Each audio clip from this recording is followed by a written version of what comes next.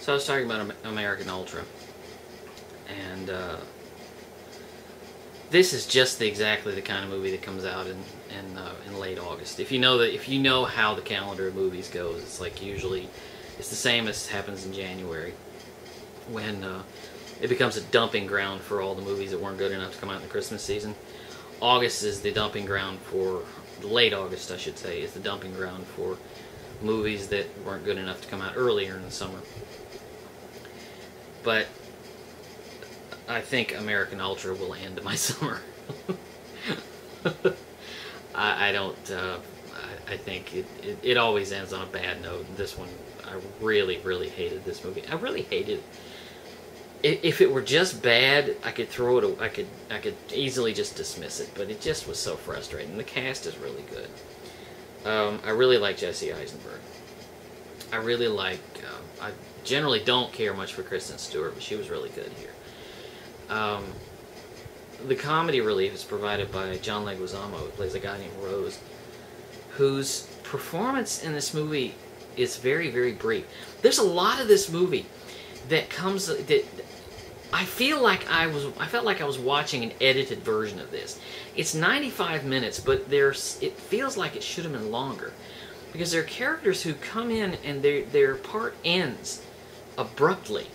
There are threads that come in and they end abruptly, so you feel like you're watching an abbreviated version. I kind of want to see this on DVD as a director's cut. This director I've never heard of, but that's the thing. It's like I'm wondering if I'm watching a severely edited version of this movie.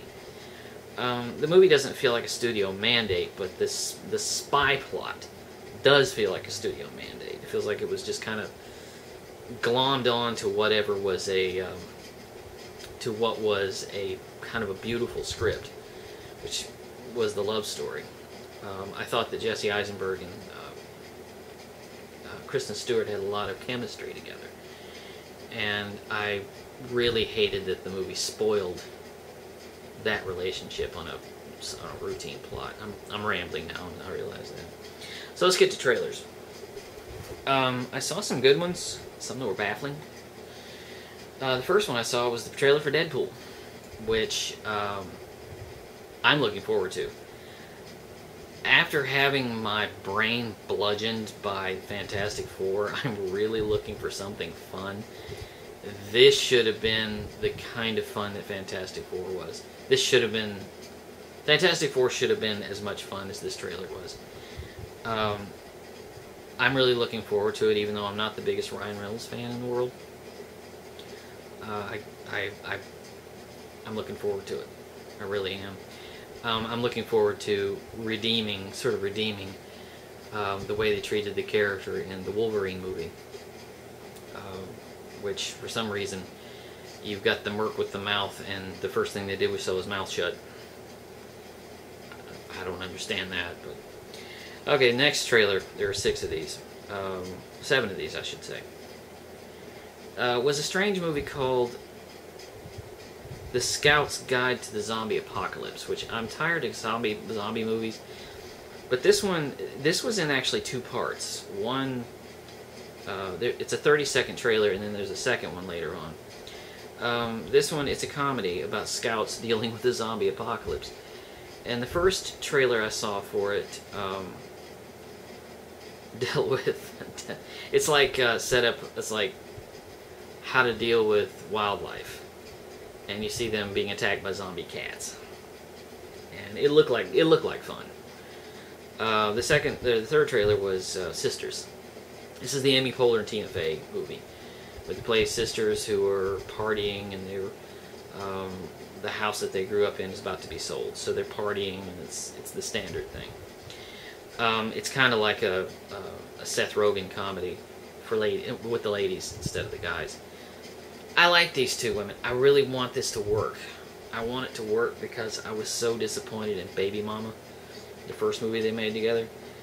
I really, really love both of them, and I want this one to work. But the trailer was funny, but that usually doesn't mean anything. The next one was a very strange movie called Burnt, and it's basically I call it emo chef. Uh, uh, it's kind of strange. Bradley Cooper plays a guy who wants to run the greatest restaurant in the world, and he's all emo about it. This looks like a plug for another Oscar nomination. And it's, if you can imagine what I got from this trailers, if you can imagine a dance movie with, instead of dancing, you have a restaurant, that's basically what this is. He's weepy, and he's got, you know, when you see him throwing plates against the wall and all of that kind of stuff. I would prefer it if he were more like Gordon Ramsay. You know, something like that, you know, that kind of thing, instead of the hunky emo guy. But the next one was the other 30-second trailer for the Scout's Guide to the Zombie Apocalypse. This one dealing with fire. The kids, their scout leader turns into a zombie, so they set him on fire. And it wasn't as funny as Zombie Cats, but still.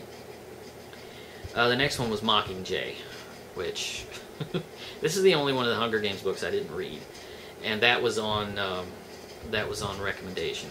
I didn't read the last book. I did not like the last movie.